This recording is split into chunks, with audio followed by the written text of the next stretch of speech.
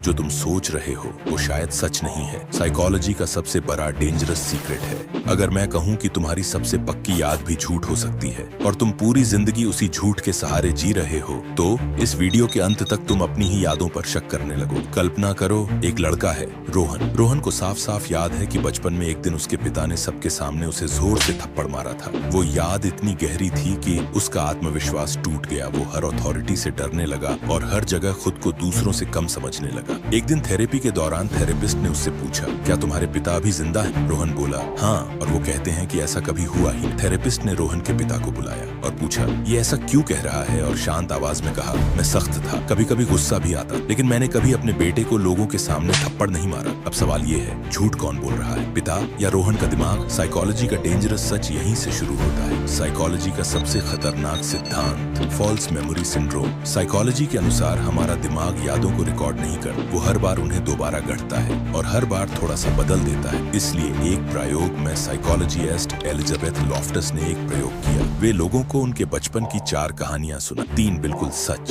एक पूरी तरह झूठी। कुछ दिनों बाद 70% लोगों ने उस झूठी याद को भी सच मान लिया और उससे जुड़े जज्बात भी महसूस करने लगे। मतलब साफ है, तुम्हारा दिमाग ऐसा दर्द या खुशी महसूस कर सकता है जो कभी हुआ ही नहीं। इसीलिए कई बार तुम किसी से बिना वजह नफरत करने लगते हो, तुम खुद को कमजोर समझने लगते हो, तुम किसी एक बात का बोझ पूरी जिंदगी ढोते रहते हो, क्योंकि तुम्हारी यादें तुम्हारी दुश्मन बन चुकी होती हैं। दिमाग का काम है सिर्फ जिंदा रखना, सच दिखाना। सोचो, अगर तुम्हारी जिंदगी के सबसे बड़े जख्म कभी लगे ही ना हो और तुम सिर्फ अपने ही दिमाग के कैदी हो। साइकोलॉजी कहता है तुम्हारी भावनाएं बिल्कुल असली हैं, लेकिन उनका कारण जरूरी नहीं कि असली हो। कई बार तुम किसी इंसान से नहीं, अपनी ही यादों से लड़ रहे होते हो। इस वीडियो के बाद जब भी कोई पुरानी बात याद आए, खुद से एक सवाल पूछना, क्या ये याद सच है या मेरा दिमाग मुझे एक कहानी सुना रहा है? क्योंकि सबसे खतरनाक झूठ वो होता है जो इंसान खुद से बोलता है। इसलिए अब कुछ मत बोलो, बस अपनी किसी एक याद को देखो और अगर कुछ बदला सा लगे तो कमेंट में सिर्फ शायद लिखो।